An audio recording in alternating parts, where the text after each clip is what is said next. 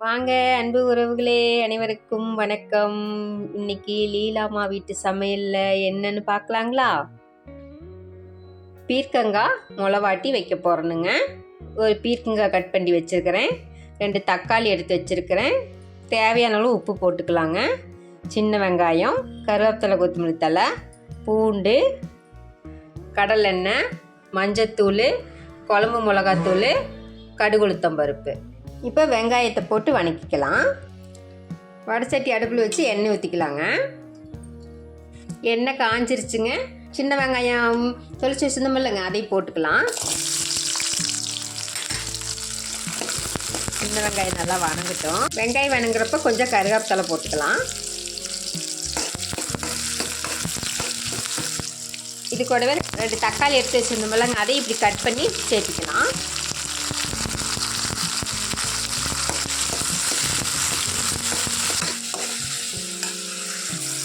தக்காளி வெங்காயம்லாம் நல்லா வணங்கிடுச்சு.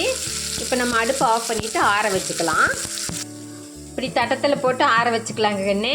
இது ஆறுறதுக்குள்ளார நம்ம காயை வணக்கி விட்டுறலாம். நம்ம எடுத்து வச்சுருந்த வடச்சட்டிலேயே மறுபடியும் எண்ணெய் ஊற்றி காயை வணக்கி விட்டுறலாங்க. எண்ணெய் ஊற்றி வச்சுங்க கண்ணு. இப்போ எண்ணெய் காஞ்சது, கடுகு உளுத்தம் பருப்பு போட்டுக்கலாம். எண்ணெய் காஞ்சிருச்சுங்க, கடுகு உளுத்தம் பருப்பு போட்டுக்கலாம். கடுகு பொரிஞ்சிச்சு, கருவேப்பிலை போட்டுக்கலாம். ஒரு 2-3 சின்ன வெங்காயம் கட் பண்ணி போட்டுக்கலாங்க கண்ணு.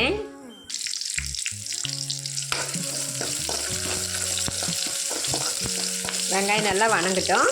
வெங்காயம் வணங்கிடுச்சு, காயை போட்டுடலாம்.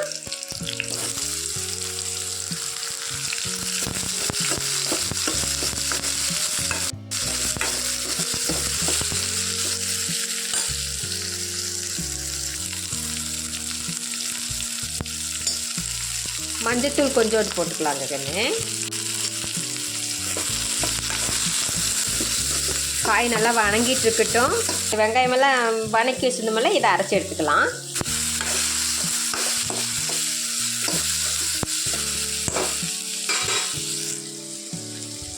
மிக்சியில் போட்டுக்கலாங்க கண்ணு. இது கூடவே கொஞ்சம் தேங்காய் போட்டுக்கலாங்க கண்ணு. தேங்காய் வேணும்னா போட்டுக்கலாம், இல்லைன்னா விட்டுறலாம். நான் இன்னைக்கு கொஞ்சோண்டு இது கூட தேங்காய் சேர்த்த போகிறேன்.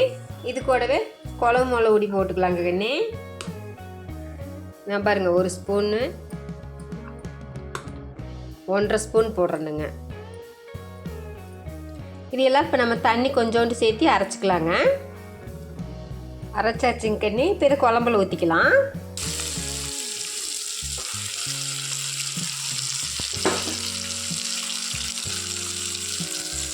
இந்த மிக்சியில் தண்ணி ஊற்றி அதையும் ஊற்றிக்கலாங்க. மிளகு ஊற்றி வச்சுக்கண்ணே. நமக்கு தண்ணி எவ்வளோ வேணுமோ அந்த அளவுக்கு ஊற்றிக்கலாம். ரொம்ப தண்ணியாட்ட வேண்டாம்.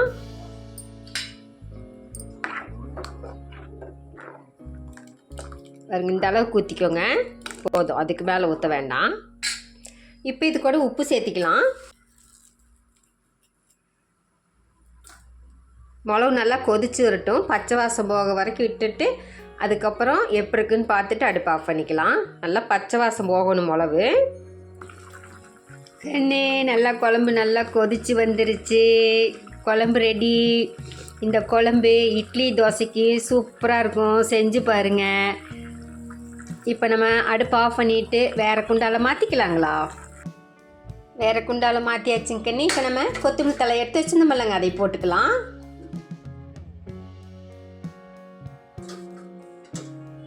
அவ்வளோதாங்க கண்ணு. நீங்களும் செஞ்சு பாருங்கள். உங்களுக்கு பிடிச்சிருந்ததுன்னா அம்மாவுக்கு எப்படி இருக்குதுன்னு கமெண்ட் பண்ணுங்கள். புதுசாக பார்த்தீங்கன்னா அம்மாவோட சேனலை சப்ஸ்கிரைப் பண்ணுங்கள் கண்ணு. இது லீலாமாவின் சமையல். அனைவருக்கும் நன்றி கூறி விடைபெறுவது உங்கள் லீலாமா. வாழ்த்துக்கள். வாழ்வளமுடன். பாய் செல்லங்களா.